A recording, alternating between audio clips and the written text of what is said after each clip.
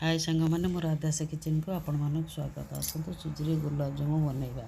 देखो मु पैन रे सुजी की भाजी देती एवं गोटे कप क्षीर रे ताकू गोड़े दूची टे बहलिया टाइप रो बैटर हो।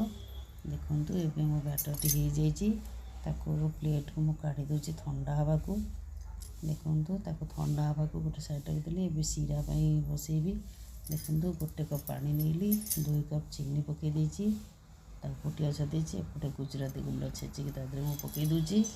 देखु सेपटे सुजी जो रखी मोर ए बहलिया हो जाइए गोटे कप क्षीर आउ रखी देखिए चकट देवी। देखु सफ्ट भाव चकटा तादे गोटे चामच घी दे दूची। घी दे चकटी दूची। गोटे चामच मैदा देदेवी। 2 चामच अमूल पाउडर दे देकी भल की चकट देली।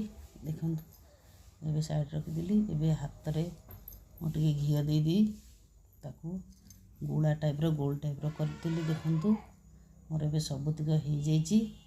सेपटे मो पैन बसई देची। मो पैन तातीगला। देखु मुझे तेल देदेली। तेल गरम की बल्स पकईकी छाणीदेली।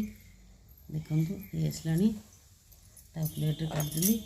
ये आउ जो बड़ी सेतक भी मुझे पकई देची। देखु मोर ए होगला सेतक भी ताकू भी काढ़ीदेली।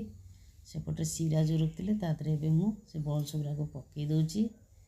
देखु ये पकईबे। देखु मोर ए गुलाबजामुन प्रस्तुत हो जाइए।